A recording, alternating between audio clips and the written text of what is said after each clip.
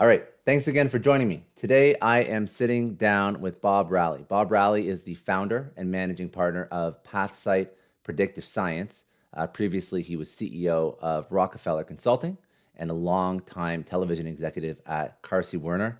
He holds a PhD in psychology from Syracuse University, we're going to talk about some of the topics that he studied over his career, some of the topics that he breaks down in his new book, which is The Search for Why, a revolutionary new model for understanding others, improving communication, and healing division. Could not think of a more relevant time in history when we have to be healing some division.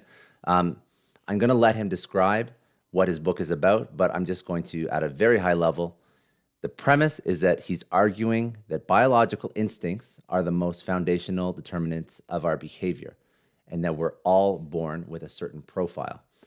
He's going to go into science, I'm assuming a little bit of psychology, and how this manifests in individuals and how we can use it to our advantage. Very interesting topic. Bob, thank you for joining me. I guess let's get into it because you're the expert here. I want to sort of unpack your career, unpack how you've developed this thesis that has eventually led to this book, and what it actually means for people that are listening and how it applies to their daily life. So, thank you. Do we only have an hour? That's a right. Big, I guess I teed it up for a little list. bit more of a drawn out session, but we'll keep it as high level as we can. Okay. I know it's a lot. Well, I get it. Yes, it is. There's a lot. This is the culmination of probably a 20-year exploration. It's not unusual to speak to a psychologist and say they're interested in why people do what they do, but it took a long time to crystallize that moment of, I want to go do this. I want to figure this out. And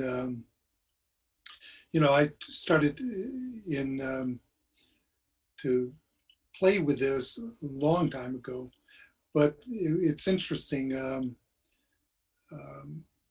Google every year comes up with the world of search, and they try to do an aha moment to come to what are the trillions of searches we as a culture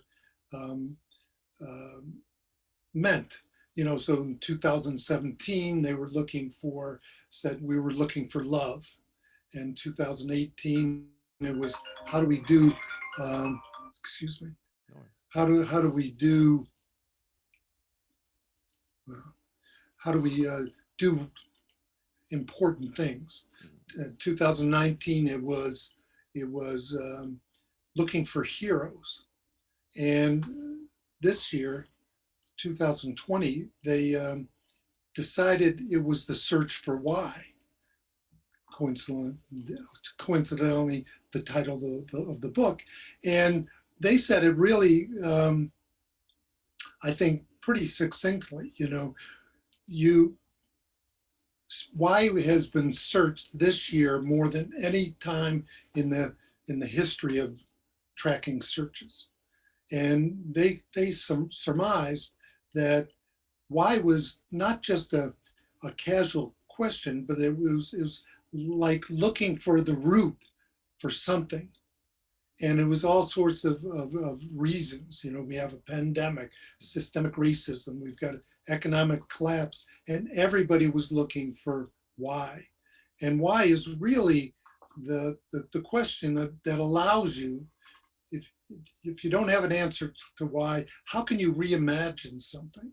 How can you fix something? How can you repair something?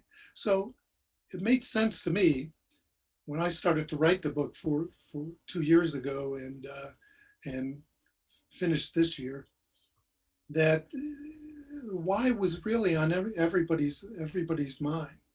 So when I got my doctorate, I was looking for why people had success in psychotherapy. Were there different types of therapy that we could predictively match with other people? And that launched me on this trail Um, I next looked into a job. I was hired by Unisys, the big bank, that primarily banking and aviation um, um, tool sets. And they did very early on, they were working on an AI workstation where we could take a Nobel laureate in economics and try to download his uh, um, brilliance onto a workstation that could be a CEO's assistant. Well, we were way early to the technology, but it really dawned to me that data and understanding people was a powerful tandem. So then, as you said, I got into the communications, research, sales, and the like for a large entertainment groups, MCA and Spelling Entertainment, and most recently with Carsey-Werner Television. And that was really a wonderful place to learn about people and why they like what they like. But the work I was doing was not tied to a cogent philosophy or theory of why people do what they do. So after a number of years, I decided that I had to get back to the first love of psychology to really try to have a clear, concise, and model of to anchor all these thoughts that I have about why people do what they do. And so that was about 10 years ago when I was at Rockefeller Consulting, and we were working on traditional consulting ideas, but again, kept back to the point of trying to anchor it into some psychological point of view. So this PathSight came about when we decided that the tools that we had at our disposal were not adequate to the job of answering why do people do what they do. So we set out to select a point of view, build on that, take all the tools that are available, and to see if we could take the fields of data science and neuroscience and behavioral science and see if we could mine them for breakthroughs and add them to what we knew and take a kind of a message from the front of the applied lines of psychology and the like, and see if we could advance the ball. And that's what we've tried to do and what we do with PathSight Predictive Science. It's a long-winded answer, but No, it's extremely that's how I got here. the the the path, like your career path, makes sense. Um, it's not uncommon to find people that need to go back to really what got them excited Right. about a certain topic in the first place. But the usually, I would say the end goal of somebody's career is not as monumental as answering the Mm. question why. That's a pretty robust goal. Right. But that being said, you're doing it. So you're merging data. You're merging. I'm assuming to comb through this data at any meaningful pace, you have Right. some sort of, I don't know if it's artificial intelligence or some sort of tool that allows Mhm. you to do this at scale. Mhm. How do you even start to conceptualize how to do, because you understand that you want to figure out that you use data plus other to build out a model, but you have to actually build the tools to create that model. How do you do that without a truly technical background? Because you're looking to bring in data scientists or developers, and I don't know how this actually manifests, and I'm curious how you started. Great question, because that's at the heart of it all. So again, life experiences are funny things if you can take advantage of them. So I was working with a group in Italy. Uh, ISI is a cooperative of world-class um, scientists. They are working on the edge of knowledge. Just they work on everything in the frame of complex networks. And we were working with them on an organizational development project.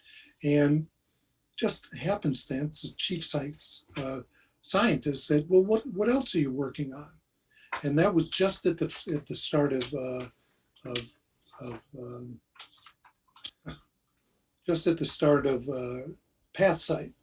And I was looking to not create just from scratch a model, but we were looking to anchor our core beliefs in a model that we thought was expandable.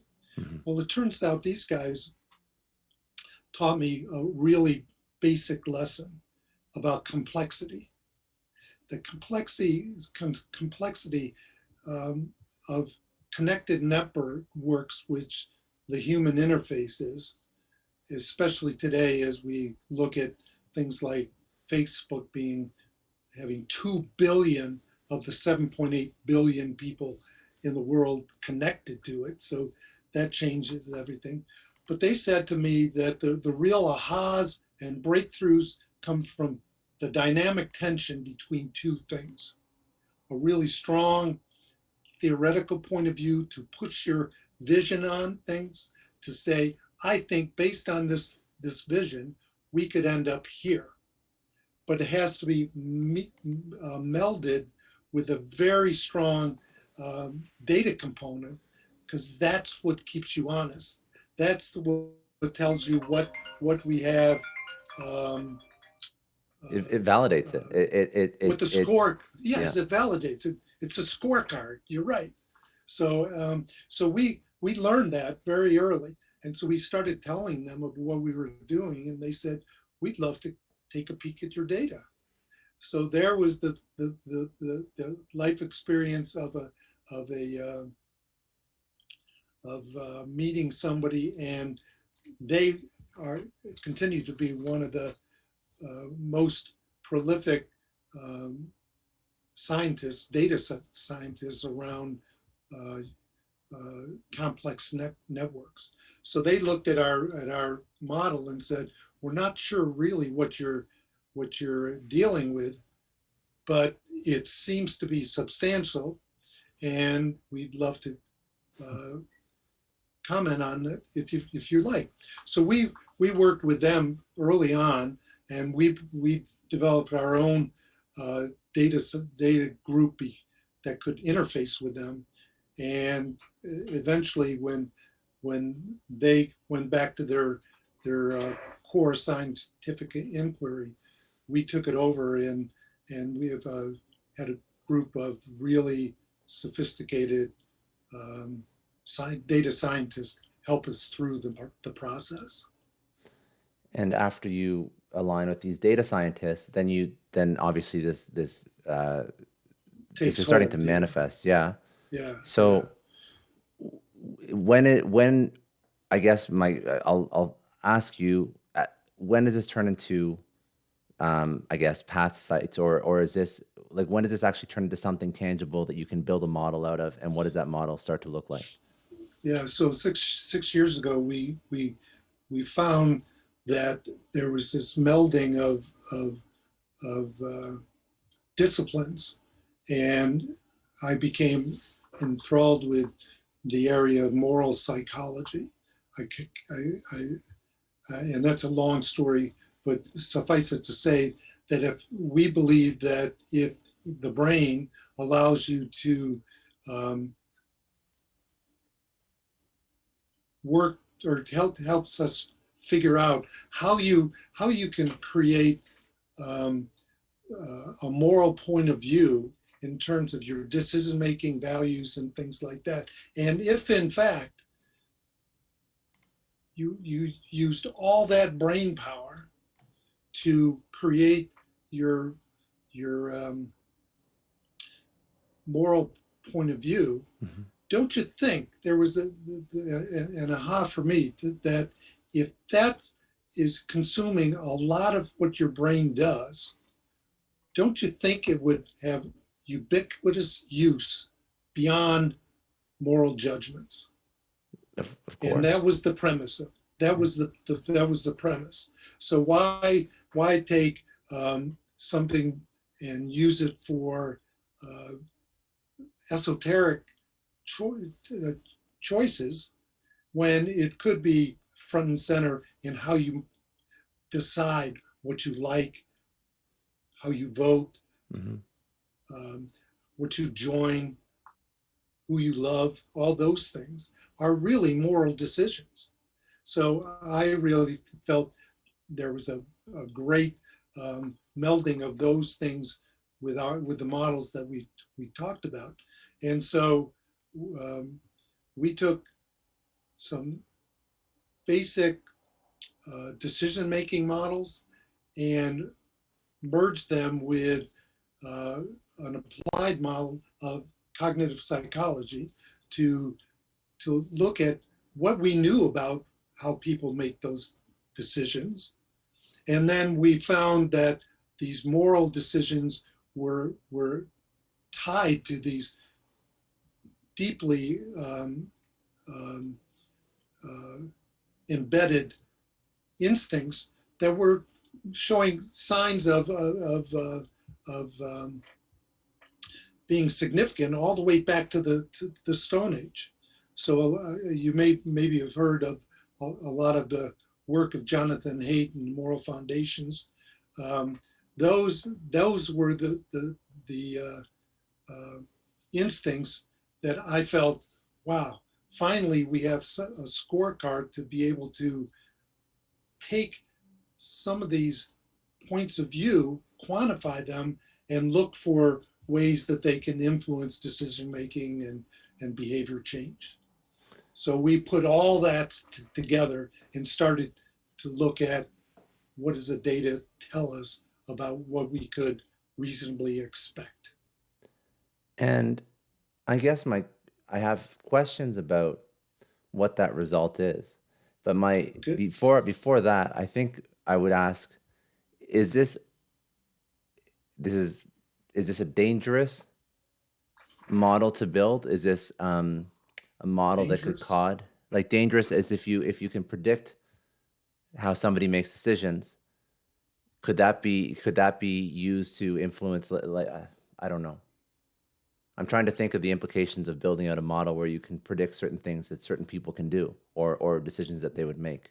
Well, let me start by saying the human interface is the most complex node on the most complex network we've ever experienced. Hmm. So you, I'm flattered, but we don't have that degree of of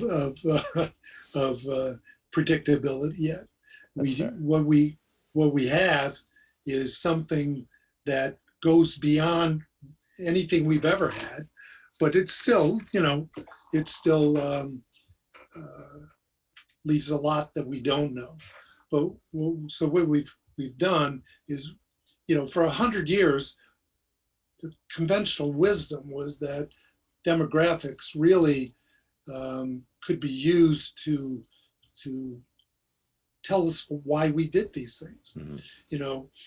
But after 100 years, we know a lot about demographics. They tell us kind of who we are and what we do, but they are really lousy at telling us why do we do it. And there's so many um, um, segmentation models that are based on those precepts of demographics, and they've all sooner or later wilted under scrutiny. Hmm. And so we added these instinctual points of view. These are 5 instincts of instinctually how do you care about children. What is their your need for fairness? What's your who are you loyal to? Who how do you what are the rules of the game? What's your authority idea? And then this instinct for purity. So what they're not to be confused with an instinct like when you go into the doctor and cross your legs and you get a patellar instinct where you kick the Yeah. doctor, Like right? a So physical that response. exactly Yeah. those it's not like that. It's not you trigger the care instinct and bam, something automatic comes in. But what these do, the patterns of those instincts, you do have a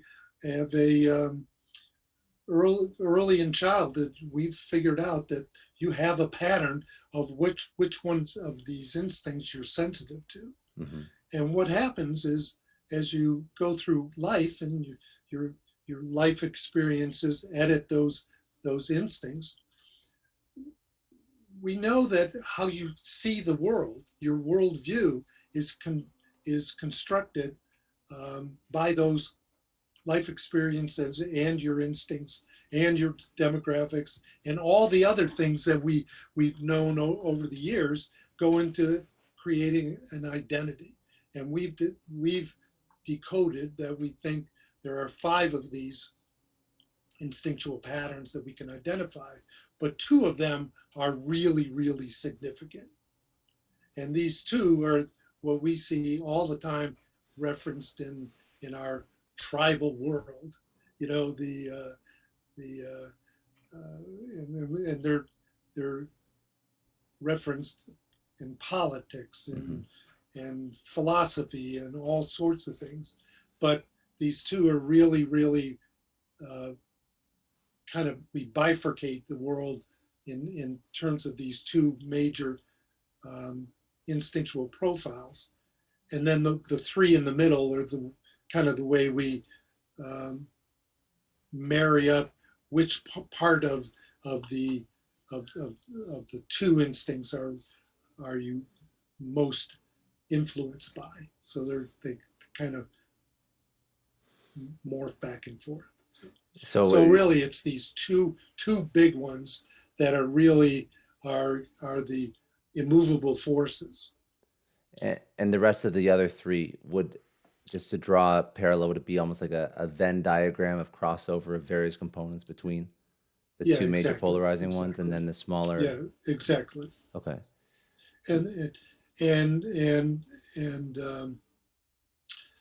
yeah, and so what we've done is we've started over the last 6 years to explore the way these profiles can predict how people will respond to different environments, different problems, different um, stimuli, and things like that. So the real wild card is to say, what do we think these instinctual patterns are?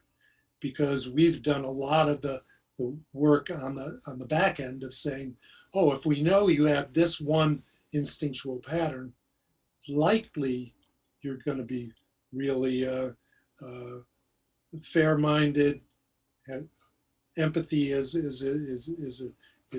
a given. You probably um, fight the conformity of a cultural mandate, but you're you're probably going to look for new and different problems to solve and trends to to make friends with. Hmm. So that would be one, and then we can get all sorts of detail about what that looks like. And so what we've done then is created this intelligent advisor, so that when somebody says, oh, I'm interested in my brand, for example, and I'd like to figure out who likes it, who doesn't like it, and what can I do about it? And those are kind of the simple questions that we can answer now. That's very interesting. And to date, I'm just, because I don't understand this, the full the full amount of research that's going on in this to date. Mm. This model that you're presenting is on the forefront. Like this is what would be referenced as sort of leading edge in terms of I, understanding these. I think so. And there's a tremendous amount of research Mm-hmm. going into this type of a conceptualization. Mm-hmm. What do we know about the moral decisions you're making? What do we know about decisions you're making? What do we know about all those things are variables that the scientific world, through data science, neuroscience, behavioral science, and everything related, are are are um, are investigating. So we continue to harvest as much as we can to build it into our model. We call it the model of why, and and it. I don't know anything that's better. No, well, that's don't be ashamed. I'm just curious because I don't know everybody who's doing research in this topic, and I think it's like a very interesting topic, and I think it's more relevant than ever. Like you said, Google is showing us that people are trying to find reasons as to why everything's happening. So I think that Yeah, anything that can help shed, like you mentioned, it's not dangerous to the point where it can predict everything somebody yeah, can do, but any kind of light that could be shed on an yeah. action or something that happens, um, Mm-hmm. people will find For safety in that, and it's useful, right? So we're launching a number of initiatives, right? Mm-hmm. So we've got partnered with some job search groups, and so now, that's that's primed for, everybody runs uh, the candidates through a litany of tests, and Mm-hmm. and and they make a decision, and that's automated. And well, we we tend to think of the automation as a positive, but we know that you've got to have some human judgments in these things. Mm-hmm. So what we do is we start with analyzing any population to which you want to bring somebody and put them into that population, right? So we've got our um, instinctual patterns, those one I talked about. There's others that I could share with you, but so we think you have to start with the starting point of what's the environment that you're asking somebody to come and join. Mm-hmm. And so we go, okay, we've got a pretty neat way we can uh, survey everybody in the department and define what the instinctual patterns are for the whole department. How do they make decisions? What do they think about and treat people fairly? How does management want to interact with these people? So your instincts go into all of that. Mm-hmm. And so at the end of the day, we're able to say, we love this department. We're doing great work. They like everybody in the department, and so they can say we want somebody just like this department Mm-hmm. to be hired. Now we can end up finding those people and making a judgment not just on their skill set and their job referral, recommendations, but rather now we can say, and they have just the right type of a instinctual pattern to fit right in. That makes a But you lot of may sense. find, yeah, and we also all could have the situation where they say, you know, we do a great work in our department, but we do have one challenge that I don't think we're managing correctly. And we can hire somebody with the instinctual pattern that can bring that skill set into the department. And so we can do it as a as a as somebody should fit in, or somebody who should bring a different skill set that we can cultivate into the group. So it works very well as a social variant to say who's the, because people are saying that a bad hire costs a company like $240,000 a Yeah. year. Yeah. We know that. So this is a perfect way for you to measure something that's quantifiable and make a decision on top of just their words per minute. That makes a lot of sense. I want to ask a few more questions about like some of the Right. results, but can you just define those two main groups? Because you said there's two main polarizing groups. Right. So one was the individualists. So they're the ones that use are not obsessed. They use the individual as the currency. They really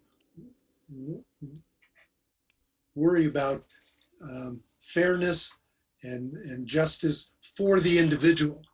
Every individual is considered fair game. They're all hardwired to think that uh, empathy and fairness are a right for these people. So when you're thinking about the governing, and you're thinking about allocations of resources and things like that, it's a big deal to make that commitment that everybody should be treated equally. And what does that mean? But that's the kind of ground rule that this person says has very much in terms of valuing diversity Mm-hmm. and but because of that mindset, they really think about new things and trying different things in problem solving, where you can use new ways to solve old problems. The downside is sometimes you can be so enamored with the new thing that you ignore the tried and true, and the capacity to build boundaries around those folks is kind of a challenge. So there's a good and bad for that point of view. Of course, yeah. That's the kind of point of view in governance and in culture that keeps you moving forward, because you're open to these new ways to do things. The other side is the polar opposite, in that these are folks that are believe there's a natural order in things, and that natural hierarchical order is there's winners and losers. There's uh, uh, winners and losers, leaders and followers, all those kinds of things. Mm-hmm. And there's they're looking for the broad sweeping authority to keep people together. We all hang out, and we're all committed, and this guy's the leader, and the leader says yes, and we have a loud voice for the leader, and it asks us to step in line and respect that. And no one person is more important than the group. So Mm-hmm. you don't want to put things in jeopardy by infusing too much for one person's benefit. So you can see there's two unique points of view, and they have entirely different worldviews for governance and culture and things like that. And that's why our cultures are in disarray, because people have, with so much social media and that our tribes, tribe one or two, we are so easily recognizable that the social media has put us into these competing camps, Hmm. and we ended up getting addicted to the concept of yes, because if it's an echo chamber in your group, and all you hear is you're right, you're right, you're right, all of a sudden you think you have all the answers. And so now, if these two points of view are set on each other, then all of a sudden it's a terrible thing to see, because people criticize people for their genuine instinctual point of view, when you didn't have a lot of choice in this. It's You don't choose to be social binder, or you don't choose to be an individualist. It's your instincts, your life experiences, and you come out of adolescence, and bam, you've got this point of view. And Interesting. if I criticize you for your instinctual point of view, we'll never get anywhere. So you mentioned And an interesting point, and that was one thing I wanted to touch on, and I'm actually kind of glad you went there about, big data, social media, extreme mhm, polarization, echo chambers. So we're only seeing people that agree with us on social media, which is a big yeah, deal. And I think that, I'm actually Canadian, so I didn't are experience you? it to the same extent. I'm in Toronto right now, but I think we see all the news anyways. So I think that we've never seen polarization, at least in my lifetime, like I've seen over the course of the past year, and then some. Mhm. So my question to you is, now that we understand the root cause, how do we, like, what's the fix? Like, how do we, it seems like data and big data and social media have almost um, made this problem much worse than it could have been, but I don't Mhm. see how we go back on it and fix it. Do you have an idea as how to use this information for good? Yeah, I've got some points of view. I will tell you that we've done an analysis between the United States and Canada, and we've done a lot of work in Canada, in that um, Canada has less polarization, because there's a, more of a those groups in the middle have more power in Canada than they do in the States. And I can send you some stuff, really interesting Yeah. difference between Canada and the US. But, you know, I the solution is not to throw out technology, because who can do that? But I think we've got to get back to uh, having a human relationship with people beyond social media. And I do a lot of things on radio and podcast, and and and it's so interesting for me, because everybody has their instinctual point of view, and and most people are really um, willing to share it with you. They're willing to say, this is what I believe. But Hmm. we have to start by asking. We don't want to take like today with social media, we're just forearmed, we're forewarned of who I'm speaking to. Because if you go on social media, that this is a social binder, or a conservative, or Hmm. a Tea Party, or somebody like that. Very early on in those conversations, you're going to know that. And everybody walks around forearmed to be do combat out of the gate, telling somebody that their point of view is not appropriate. Hmm. And that is we can do something about that.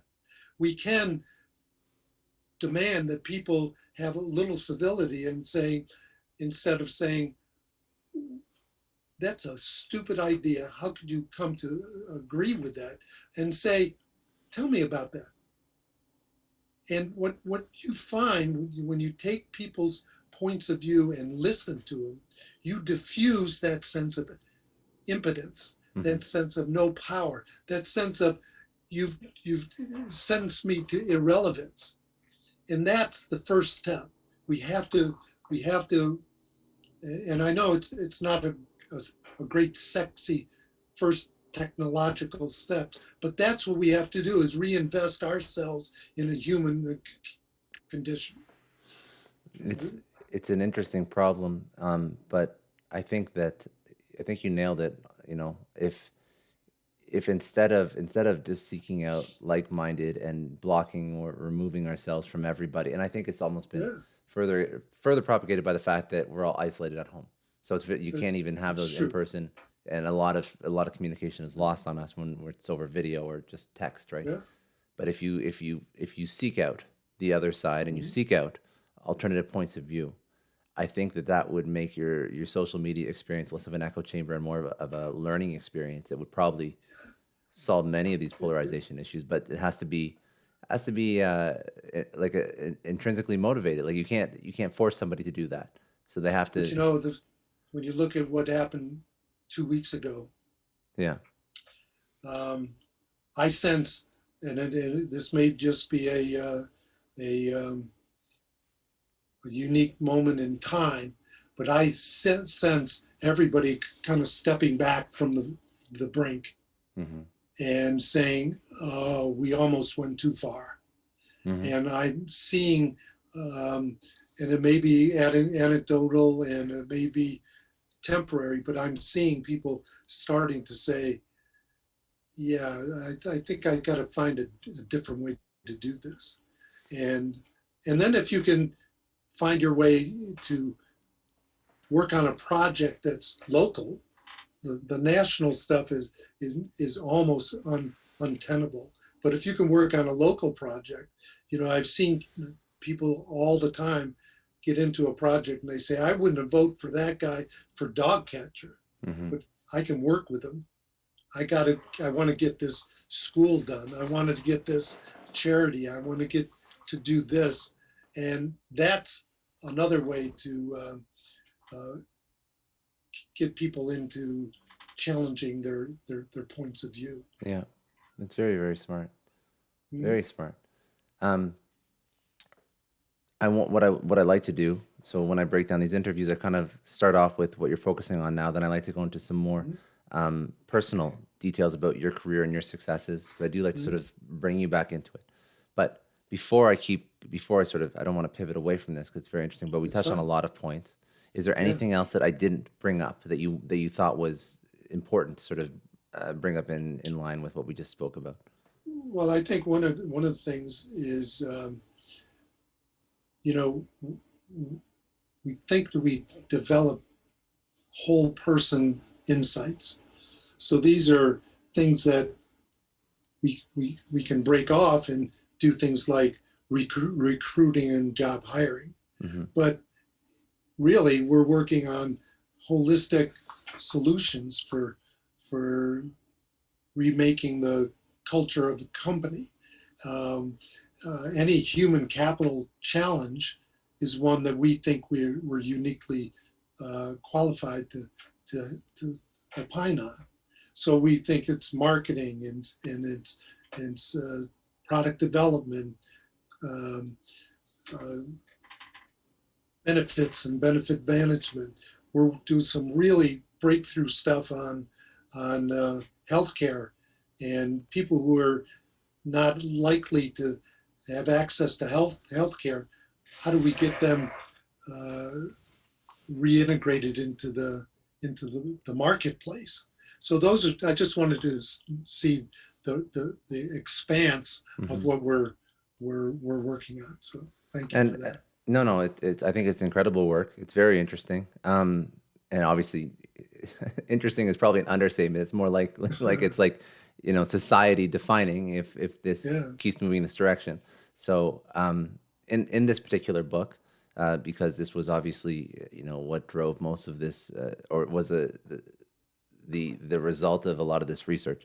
What do you go through in the book? So if somebody does want to check it out and read more, what would they get in this book? Well, they get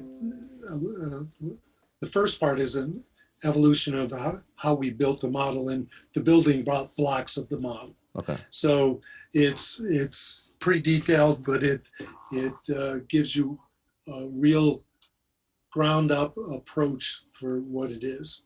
And we have three buckets in the group or in the book. A working on the building blocks of people and what goes into your identity and how to understand it and use it.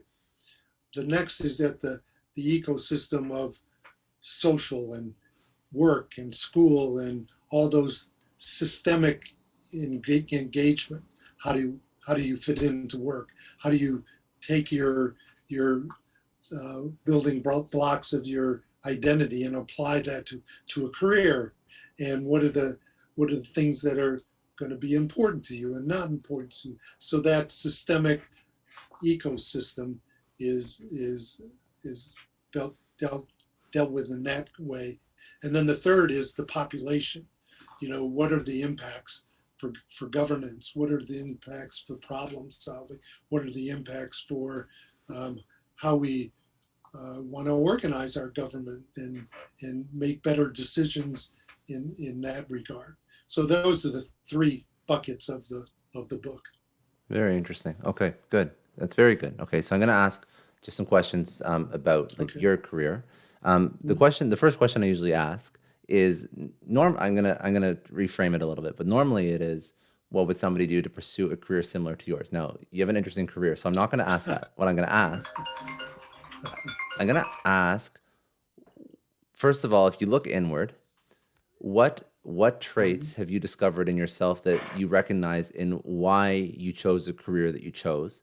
And then what would be one, it's going to be two-part question. So that would be the first part. So looking inward and understanding like what motivators led you to live a life of research and sort of go back and do what you did when you pivoted from working in corporate to going back into psychology.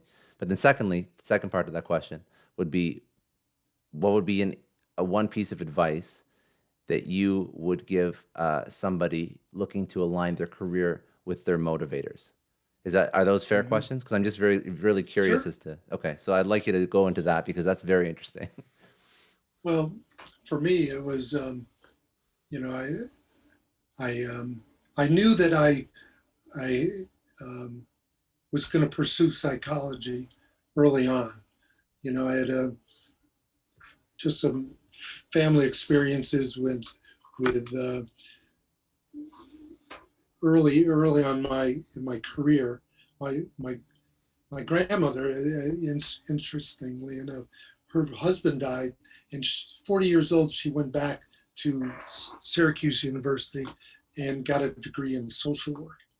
And she created, there was this movement in her childhood where they created settlement houses where they tried to bring people that were disadvantaged to have access to all that society would provide them. And she was the queen of Syracuse, New York, working in these disadvantaged communities. And she just said, what about the people? What about the people? I would come home with a new psychology degree of the day.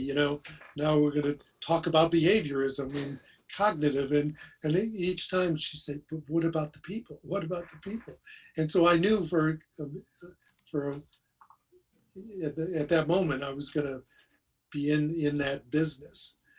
And a second point was when I chose to expand this interest and start into the corporate world.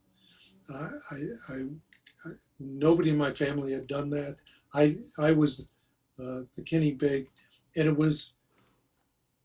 it gave me a much broader sense of who I was and how I saw the world. So that stoked my worldview and gave me some potency to say, this is something you can play in this world.